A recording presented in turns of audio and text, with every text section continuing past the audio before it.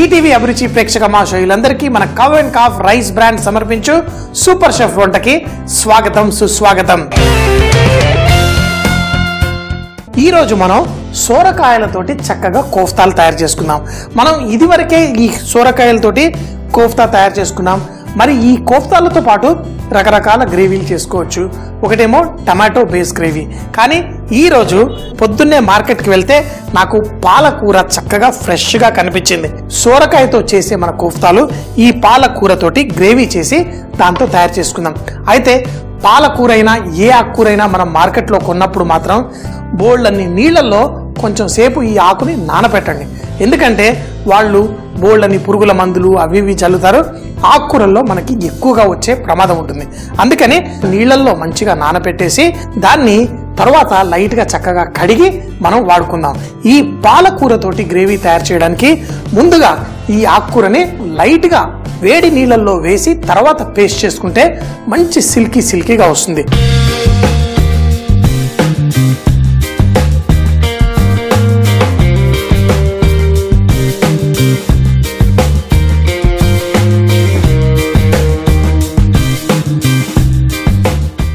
లేతగా ఉన్న ఈ ఆకుని ఈ విధంగా ముంచేద్దాం.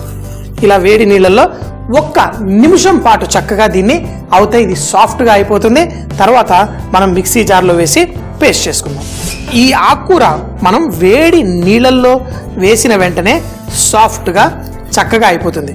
మరి ఒకటి గమనించండి, ఈ ఆకుని నేను చాప్ చేయలేదు. ఎందుకంటే ఒకవేళ కట్ చేసామనుకోండి దాంట్లో ఉన్న పౌష్టిక విలువలన్నీ నీళ్ళల్లో వెళ్ళిపోతాయి. అందుకే కట్ చేయకుండా వేడి నీళ్ళల్లో ముంచాను. తీసి దీంట్లో మిక్సీ జార్లో వేసి చక్కగా పేస్ట్ చేసుకుందాం. పాలకూర పేస్ట్ రెడీ అయిపోయింది. ఇది పక్కన పెట్టేసుకుందాం. మరి దీంతో కోఫ్తాలు కూడా తయారు చేసుకోవాలి కదా.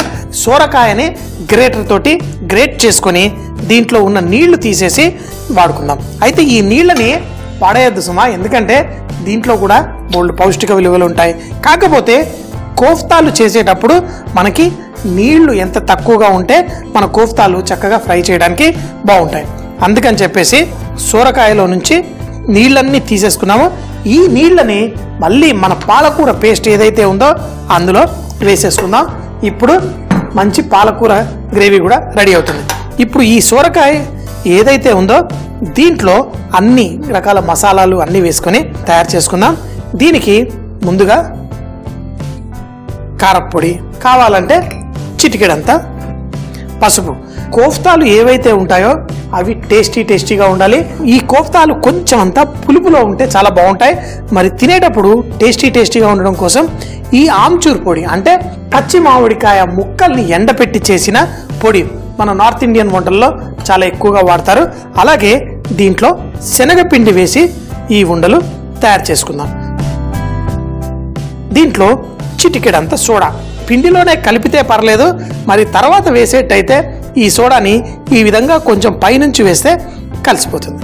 దీంట్లో లాస్ట్గా వేయాల్సింది ఉప్పు. కావలసినంత ఉప్పు ఈ కోఫ్తాల్లో వేసుకుందాం. ఇప్పుడు దీన్ని ఈ సోరకాయలతో పాటు కలిపేసుకొని మన కోఫ్తాలు తయారు చేసుకుందాం. ఈ లోపల ఆ శనగపిండిని కూడా పీల్చుకొని ఇది మనకి ఉండలు కట్టడానికి పర్ఫెక్ట్గా రెడీ అయిపోతుంది. కావాలంటే మరి కొంచెం అంత శనగపిండి వేసాను. ఇప్పుడు పర్ఫెక్ట్గా కలుపుకొని వీటిని ఉండలు తయారు చేసుకుందాం. మనకు కావలసిన సైజులో ఈ కోఫ్తాలు తయారు చేసుకుందాం. మీకు గుండ్రంగా కావాలంటే గుండ్రంగా, లేకపోతే ఇలా కొంచెం మన గుడ్డు షేప్లో కూడా మనం తయారు చేసేసుకుందాం. చూడండి, ఇలా ఇవన్నిటిని తయారు చేసుకొని తర్వాత వీటిని నూనెలో ఫ్రై చేసి వీటిని మన పాలకూర గ్రేవీ కూడా చేసి అందులో వేసుకోవచ్చు. ఈ విధంగా తయారు చేసి పెట్టుకుందాం. ఈ కోఫ్తాలు అన్నీ చేసుకొని నూనె కొంచెం వేడిగా ఉన్నప్పుడు వేయండి. వేడిగా లేదనుకోండి ఇవన్నీ విరిగిపోతాయి. అలా కాకుండా స్లోగా ఈ కోఫ్తాల్ని వేసేసి మంచి బంగారు రంగు వచ్చేదాకా ఫ్రై చేసుకుందాం.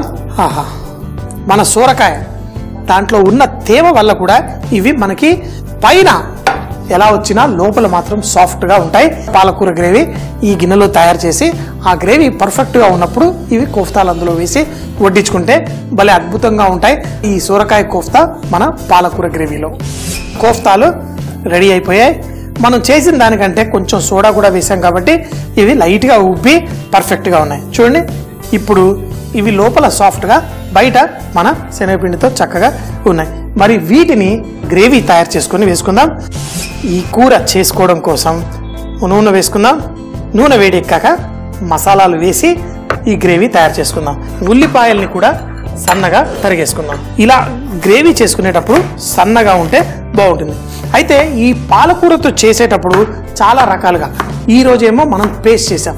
కొన్నిసార్లు పాలకూరని బాగా చాప్ చేసి కూడా మనం గ్రేవీ చేసుకోవచ్చు. అయితే ముఖ్యంగా నేను అమెరికాలో పనిచేసేటప్పుడు అక్కడ పాలకూరని చక్కగా నూనెలో వేయించేసి పెట్టుకుంటాం. ఆర్డర్ వచ్చినప్పుడు గ్రేవీ తయారు చేసుకుంటాం. ఇలా పాలకూర ఫ్రెష్గా చేసుకుంటే దాని రుచి వేరు కదా. ఈ పాలకూర గ్రేవీ చేయడానికి బిర్యానీ ఆకు, లవంగాలు, దాల్చిన చెక్క, యాలకులు, షాయి జీరా, జావిత్రి ఇవన్నీ వేసేసుకొని కూర తయారు చేసుకుందాం. కొంచెం నూనెలో వేగుతూ సన్నగా తరిగిన ఉల్లిపాయల్ని కూడా ఇందులో వేసుకుందాం. ఉల్లిపాయలు వేసుకొని దీంట్లో చిటికెడు ఉప్పు వేసి మనం ఈ ఉల్లిపాయలు కొంచెం బంగారు రంగు వచ్చేంత వరకు చేసుకుందాం. ఎప్పుడైనా పాలకూరతో కూర చేసేటప్పుడు రెండు వేయమని చెప్తాను. ఒకటేమో వెల్లుల్లి, ఒకటేమో జాజికాయ పొడి. ఈ రెండు మంచి కాంబినేషన్. మన పాలకూరతో దేన్ని చేసుకున్నా మంచి టేస్ట్ ఇస్తుంది. మరి ఈ ఉల్లిపాయలు కొంచెం బంగారు రంగు వచ్చిన తర్వాత మనం దీంట్లో వెల్లుల్లి వేసుకుందాం. ఉల్లిపాయలు కొంచెం రంగు వస్తున్నప్పుడు ఇందులో సన్నగా చాప్ చేసుకున్న మన వెల్లుల్లి కూడా వేసుకుందాం. వెల్లుల్లి పాలకూర అద్భుతమైన కాంబినేషన్. మనం ఇందులో వెల్లుల్లి కూడా కొంచెం వేగిన తర్వాత పసుపు, అలాగే ధనియాల పొడి, మన కారపొడి కూడా వేసుకుందాం. అయితే కారపొడి కావాల్సినంత. ఇప్పుడు మన పాలకూర టమాటా, మనందరికీ తెలుసు ఇళ్లలో పాలకూర టమాటా కాంబినేషన్ అంటే అదిరిపోతుంది. అందుకని కొంచెం టమాటా, ఒక 2 చిన్న టమాటాలు తీసి ప్యూరీ చేసేసాను, ఇందులో వేసుకుందాం. ఇప్పుడు మన ధనియాల పొడి, కారపొడి మాడకుండా ఉంటుంది. అదే కనుక ధనియాల పొడి, కారపొడి ఆ నూనెలో వేసి కొంచెం ఎక్కువసేపు వేయిస్తే అది కొంచెం అంత మాడి మనకు ఒక చేదు టేస్ట్ వచ్చే ప్రమాదం ఉంటుంది. ఇప్పుడు దీన్ని మూత పెట్టేసి ఈ టమాటా చక్కగా పర్ఫెక్ట్గా కుక్ అయ్యేంత వరకు కుక్ చేసుకుందాం. ఎప్పుడైతే పాలకూర ఇందులో వేస్తామో మరి మూత పెట్టకూడదు. ఎందుకంటే మనకి మంచి ఆ పచ్చటి ఆ గ్రీన్ రంగు మనకు ఉండాలంటే మూత పెట్టకూడదు. అదే పాలకూర మీరు ఇళ్లలో చేసుకునేటప్పుడు కూడా మూత తీసే కుక్ చేసుకోవాలి. మూత పెట్టారంటే పాలకూర రంగు కొంచెం నలుపు రంగు వైపు వెళ్తుంది. అదే ఆ పచ్చటి గ్రీన్ కలర్ ఉంచుకోవాలంటే ఎప్పుడు మూత పెట్టి కుక్ చేయకూడదు. ఇప్పుడు ఈ టమాటాలు మాత్రం మూత పెట్టి కుక్ చేసుకున్నా ఏం నష్టం లేదు. దీన్ని మంచిగా టమాటాలు పర్ఫెక్ట్గా కుక్ అయిన తర్వాతే పాలకూర పేస్ట్ వేసుకుందాం.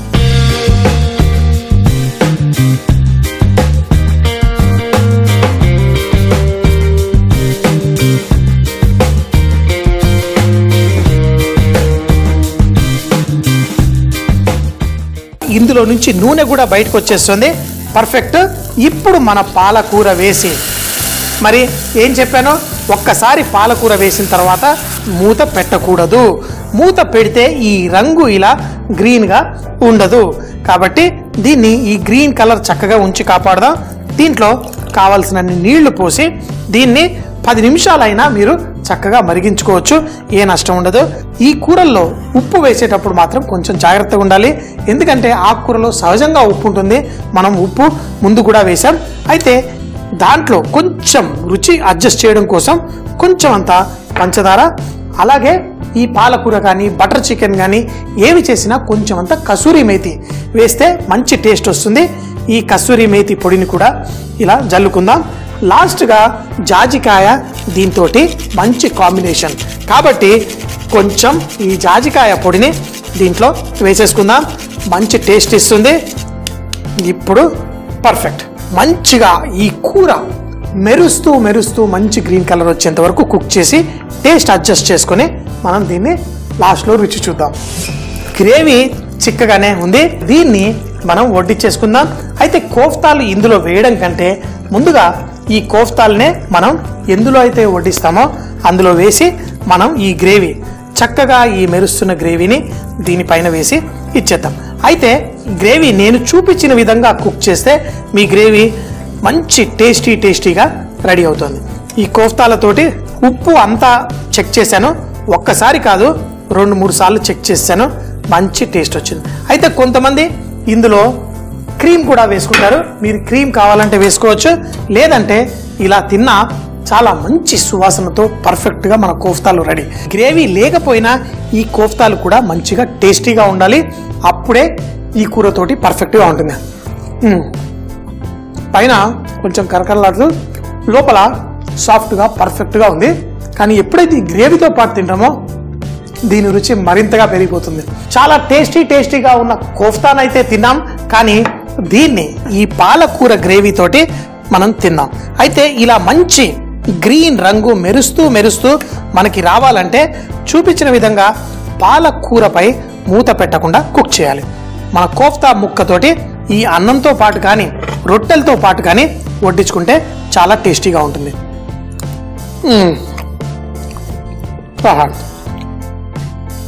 చాలా సింపుల్గా పర్ఫెక్ట్గా టేస్టీగా ఉంది. పౌష్టిక విలువలు అంటారా, ఆకుకూరని మంచిగా ఎక్కువగా తింటే మంచిది. వారానికి ఏదో విధంగా 2 రకాలుగా ఆకుకూర మన పిల్లలకి అందేలా చూడండి. ఆకుకూర తెచ్చుకున్నప్పుడు చక్కగా వాష్ చేసుకోండి. మీకు నచ్చిన విధంగా కూరలు చేసుకోండి. మరి నాకు నచ్చిన ఈ కోఫ్తా, అది కూడా పాలకూర గ్రేవీలో, సోరకాయ పాలకూర కోఫ్తా కర్రీ. దీన్ని తయారు చేయడానికి ముందుగా పాలకూరని వేడి నీళ్లలో కొంచెం సేపు అట్టిపెట్టి దాన్ని మిక్సీ వేసి పేస్ట్ చేసి పెట్టుకోవాలి. తర్వాత సోరకాయతో కోఫ్తా తయారు చేయడానికి సోరకాయని తురిమి దాంట్లో నీరు తీసి ఒక ప్లేట్ లో పెట్టి కారం, పసుపు, ఆమ్చూర్ పొడి, శనగపిండి, చిటికెడంత సోడా వేసి చూపించిన విధంగా కలుపుకొని కోఫ్తాలు మీకు నచ్చిన షేప్ లో తయారు చేసి పెట్టుకోవచ్చు. తయారు చేసుకున్న వాటిని మంచి పాలకూర గ్రేవీ తయారు చేసి, ఈ గ్రేవీ తయారు చేయడానికి ముందుగా ఒక పాన్ లో నూనె వేసి, నూనె వేడెక్కిన తర్వాత హోల్ గరం మసాలా, అలాగే సన్నగా తరిగిన ఉల్లిపాయలు, ఉప్పు, అలాగే దాంట్లో సన్నగా తరిగిన వెల్లుల్లి కూడా వేసి కుక్ చేసుకోవాలి. పసుపు, తరువాత ధనియాల పొడి, కారం వేసి దాంట్లో టమాటో ప్యూరీ కూడా వేసి కుక్ చేసుకోవాలి. ఇదంతా కుక్ అయి నూనె పైకి తేలుతున్నప్పుడు ఇందులో పాలకూర పేస్ట్ వేసి కొన్ని నీళ్లు పోసి చిటికెడంత పంచదార, కసూరి మేతి, అలాగే జాజికాయ పొడి కూడా వేసి దాన్ని మరోసారి కుక్ చేసుకోవాలి. బాగా వేడెక్కి